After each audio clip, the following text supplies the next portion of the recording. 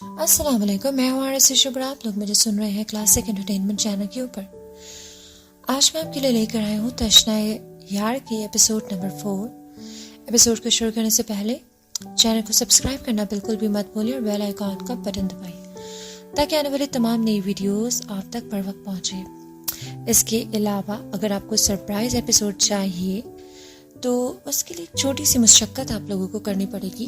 वो इस तरह है कि आप लोगों को ये वाली एपिसोड अपने फ्रेंड्स के साथ शेयर करनी होगी और फ्रेंड्स के साथ जिसके साथ भी आप शेयर करें उसका स्क्रीनशॉट लेके आपने मुझे रमशा खान या क्लासिक के किसी भी राइटर को सेंड करनी है या क्लासिक एंटरटेनमेंट पेज के ऊपर सेंड करनी है। जितनी ज़्यादा इसकी रीच बढ़ेगी आपको उसके नेक्स्ट डे सरप्राइज एपिसोड मिलेगी। आज मेरा थोड़ा गला भी ख़राब है, अगर बीच में मुझे खराश आए तो उसके लिए माज़रत। शुरू करते हैं एपिसोड तशना यार। उसने ऑफिस से बाहर निकलकर अपने रब का शुक्र अदा किया था। वो यहाँ से सही सलामत बाहर निकल आई थी। वो बहुत तेजी से ऑफिस के सदर दरवाजे से बाहर निकलने लगी जब भी पीछे से भागते हुए साथ ने उसे आवाज देकर रोका था। तुम कहाँ जा रही हो? भागने से वो हाँफ रहा था। वो मैं घर जा रही हूँ साथ, मेरी तबीयत कुछ ठीक नहीं, उसने कुछ घबरा के कहा। ओह आई सी, मैं तुम्हें ड्रॉप कर देता हूँ। नहीं थैंक यू सो मच, मैं चली जाऊंगी। अच्छा एक मेरी बात सुनो, क्या तुम बॉस को पहले से जानती हो? जो कुछ आज पूरे स्टाफ ने कॉन्फ्रेंस रूम में देखा था वो किसी को भी हजम नहीं हो रहा था, खास करके साथ को। इसलिए इसका सवाल करना बनता था, जिसे सुनकर वो घबरा के उसकी जानिब देखने लगी। इससे पहले वो साथ को कोई जवाब देती उनके नजदीक ही पार्किंग एरिया से निकलने वाली प्राडो ने अचानक ब्रेक लगाई थी, जिससे गाड़ी के टायर चरचराए थे। मंसा और साथ ने बैक वक्त अपने कदम पीछे किए थे, वरना गुमा था कि सामने वाले ने गाड़ी उन पर ही चढ़ा देनी थी।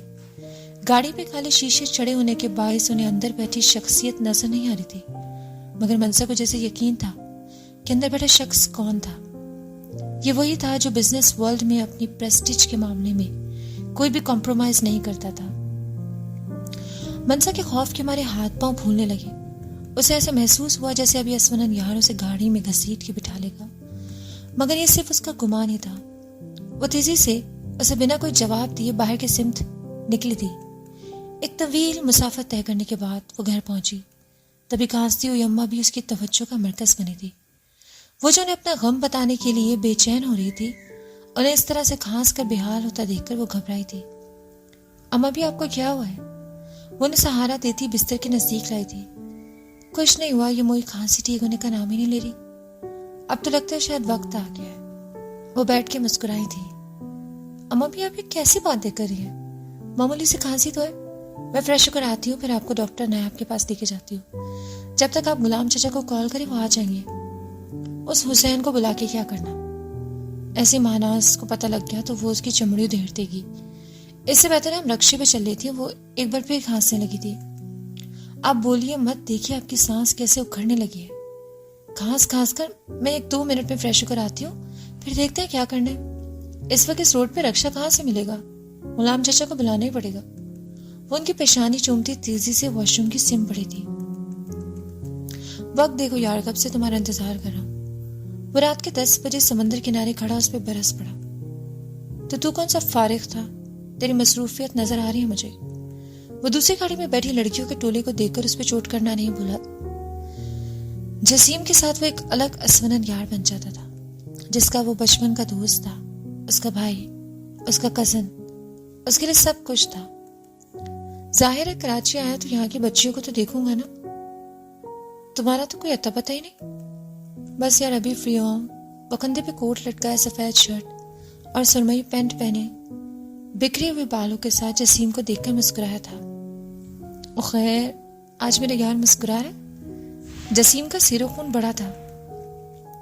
Just look at his killer smile, he is so handsome. ऐसे कई जुमले बराबर में खड़ी लड़कियों के मुंह से सुन के असवनन सख्त पतमजा हुआ था।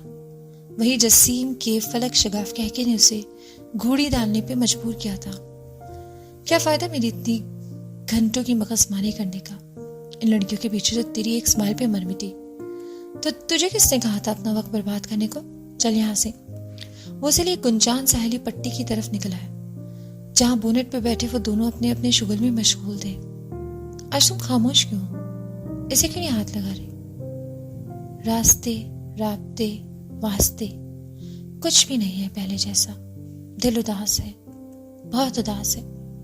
वो उसकी खत्म होती सिगरेट की डब्बी को देखकर बोले बिना ना रह सका। वो उसे क्या बताता जो मनसा मजीद से टकराव के बाद से शायद खुद से भी भाग रहा था।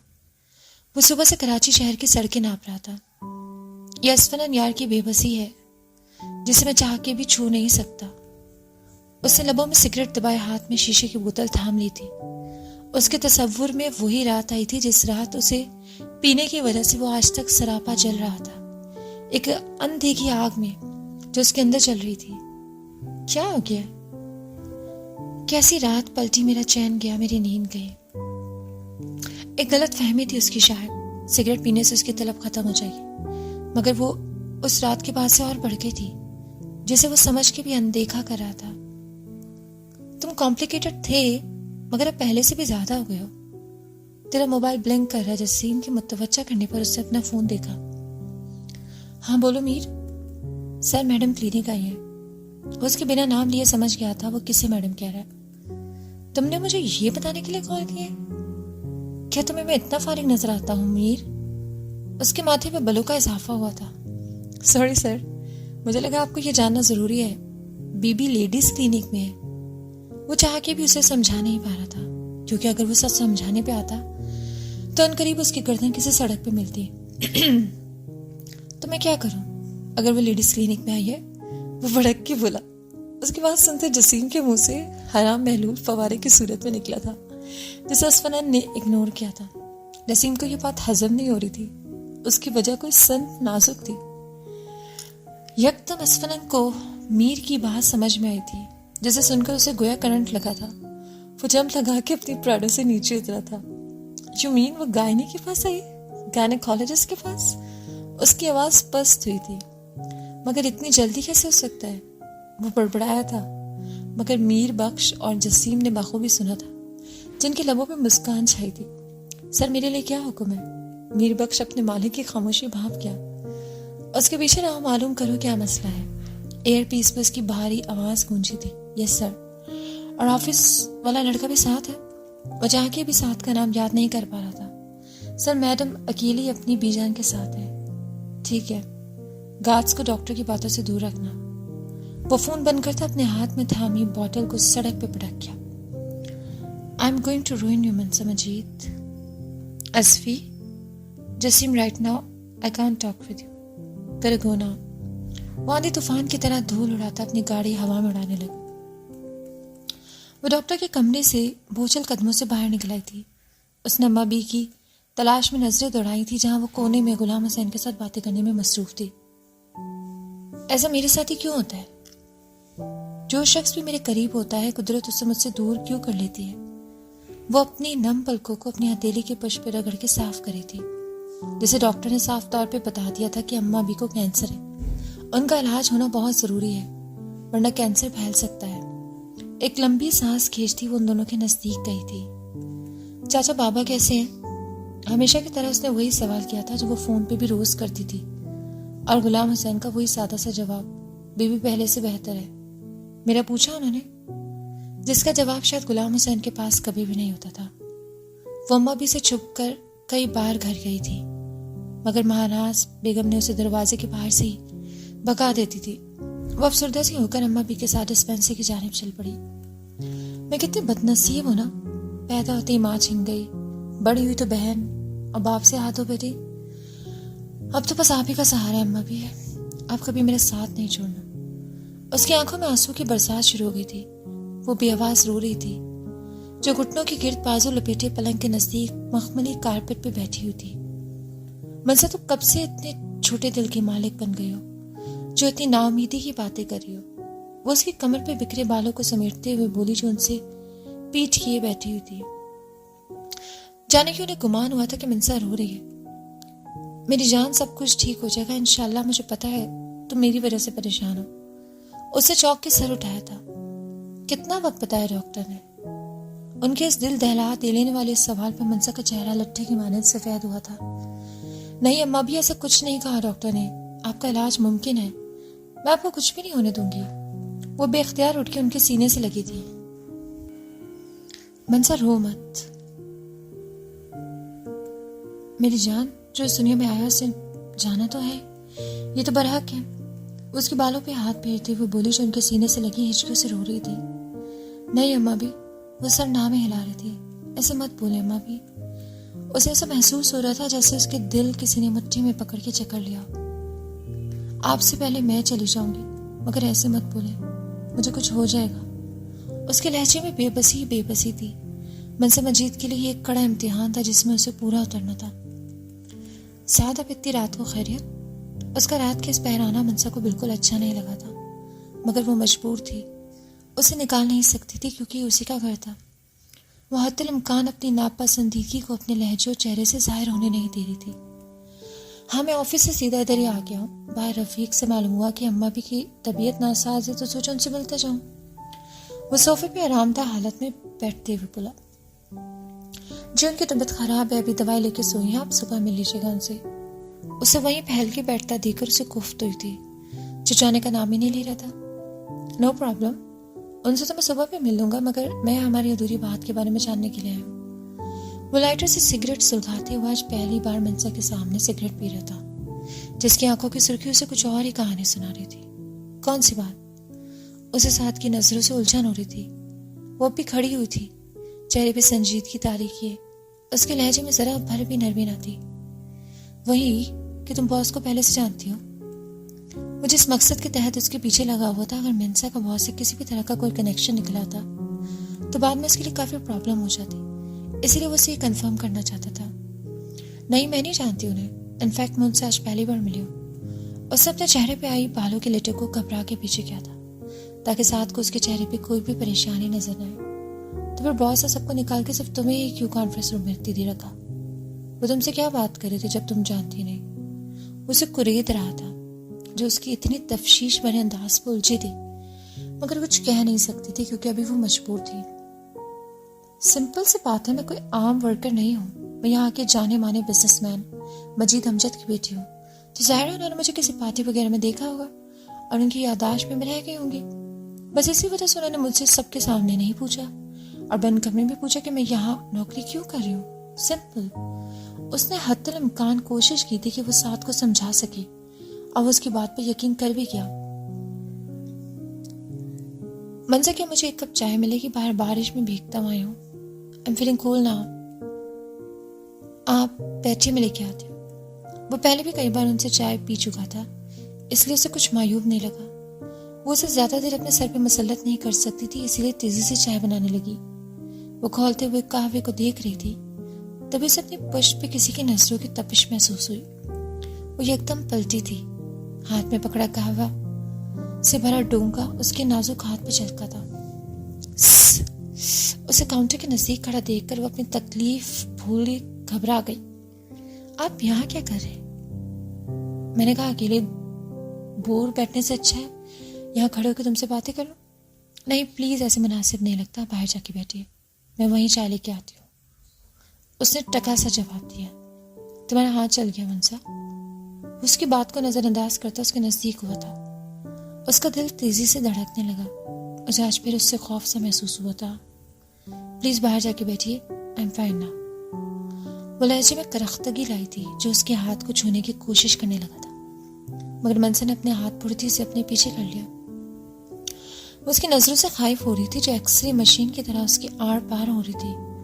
उसने बेसाख्ता अपना दुपट्टा मजीद फैलाया था। नो वे, तुम्हारा हाथ मेरी वजह से जलाए, दिखाओ मुझे। वो बिना उसे कोई दूसरा मौका दिए उसके नाजुक शाने के गिर्द अपना बाजू फैला गया। मनसा को कराहियत सी महसूस हुई थी उसके छूने पे। दूर होके बात करे मुझसे। उसका हिसार गोया आग में लिपटा हुआ था। तुम चाय मत बनाओ, तुम्हारा हाथ चल गया है। वैसे भी जो चीज मुझे महसूस करनी थी मुलायम सी, वो मैंने कर ली है। उसका लहजा जो मायनी था। अब क्या कह रहे हैं? आज उसमें आम दिनों जैसी रत्ती भर भी झिझक ना थी। वो सिमट कर खड़ी हुई थी। क्या करूं, तुम्हें दूर से देख रहा हूं। वो मस्ती भरे अंदाज में बोला, जो बिला खौफ एक बार फिर उसके नजदीक अपना फासला समेट रहा था। साद आपको यह ज़ेब नहीं देता, काइंडली बाहर जाए यहाँ से। वो भड़क उठी थी, उसका सब्र का पैमाना लबरेज हुआ था। अरे यार, तुम तो बुरा ही मान गई। मैं तो बस तुम्हारे दूर से मुलायम खूबसूरत जिस्म को खराज तहसीन पेश करना चाहता था, खाली इतना सा। उसने तो शहादत की उंगली को अंगूठे से मिलाकर उसे इशारे से दिखाया था, जिस पर मंसा का चेहरा गुस्से की शिद्दत से लाल हुआ था। मुझे लगता है साथ आप इस वक्त होश में नहीं है, सुबह बात होगी। वो उसके करीब से गुजर के बाहर निकलने लगी। उसे अंदेशा था वो उसे रोकेगा। उसका दिल गोया हलक में जब आया, जब साद ने उसकी कलाई पकड़ के उसे अपने करीब खींच लिया। मनसा को जैसे करंट छू गया। बिहेव योरसेल्फ साद, जस्ट स्टे अवे। उसे पूरी कुव्वत लगा के उसे थप्पड़ जड़ दिया। तुम्हारी इतनी हिम्मत कि तुम साद अहमद राव पे हाथ उठा। उसने मंजा के दुपट्टे को खींच लिया, जिसने बेसाख्ता अपने दोनों हाथ सीने के गिर्द लपेट लिए। तुम एक लावारिस लड़की हो, जिसे उसके घर वालों ने धक्के मार के निकाल फेंका। मैं ही पागल था जो झक मारा था तुम्हारे मानने के इंतजार में, मगर तुम तो सीधी उंगली से निकलने वाला घी ही नहीं, तुम्हें तो टेढ़ी उंगली करके निकालना पड़ेगा। और इतनी अकड़ किस बात की है? अकड़ो मत। वो जालिम दियो की तरह घुराया था। तुम एक माले गनीमत हो जिसमें हर कोई हाथ साफ कर सकता है। साथ के अल्फाज किसी तेज धारे की तरह उसकी रूह को चीर गए थे। साथ दरवाजे की दहलीज पर रफीक और अम्मा बी को देखकर वो सटपटाया था। उसके हाथों में मंसा का थामा दुपट्टा जमीन बोस हुआ था। अम्मा बी ने आगे बढ़कर उसका दुपट्टा उठा के उसे अपने हिसार में लिया था और साथ के चेहरे पे थप्पड़ चढ़ दिया। मैं तुम्हें क्या समझी थी और तुम क्या निकले? वो मंसा को अपने हिसार में लिए जाहो जलाल में बोली, मुझे भी कोई शौक नहीं तुम्हारी नजरों में अच्छा बनने के लिए बुढ़िया। फौरन से पहले मेरे घर से दफा हो जाओ। और तुम्हें तो मैं देख लूंगा। इस थप्पड़ का बदला साद अहमद राव जरूर लेगा। उसके जाते ही वो फर्श पे बैठी थी। अम्मा भी, हर कोई इस माशरे में मुझे नोचने के लिए तैयार बैठा है। क्या मर्द का हाथ मेरे सर पे होना इतना जरूरी है? वो आज फिर बिलक रही थी। आज फिर उसके सूख मनाने का दिन था। अच्छा ना, चुप कर जा मेरी जान। नहीं अम्मा भी, सिर्फ एक बार। चेहरा आंसुओं से तर था। वो शहादत की उंगली उठाकर बोली, सिर्फ एक बार। मैं बाबा से एक बार जरूर सवाल करूंगी, आखिर मेरा कसूर क्या था? वो हाथों को फैलाए हवा में उठा के बोली, यही कि अच्छी बेटियों की तरह उनकी बात मानकर शादी के लिए सर झुका दिया था, या आंखें बंद करके अपनी बहन पे भरोसा करती रही। या अल्लाह मुझे मौत दे दे, क्यों मेरा बोझ इस दुनिया में रखा है? जालिमो, ओ जालिमो, ये तो देखो, रेप विक्टिम के साथ ज्यादती होती है। बजाय उसे तुम दिलासा देने के उसे धुतकारते हो, दर दर के धक्के खाने के लिए छोड़ देती हो। क्या इतना सा भरोसा होता है? जो दिखाया उस पर यकीन कर लिया। उसकी आहें सिसकारियां आज अर्श वाला भी सुन रहा था। मनसा खामोश। रफीक बाहर ही है, खुदा के लिए चुप हो जाओ। अम्मा भी उसके लबों पे हाथ रखे उसके लफ्जों को महदूद करने लगी जो बिलक रही थी। मत रो, हम सुबह होते ही इस मनहूस के घर से चले जाएंगे। बस मेरे बच्चे सब्र कर।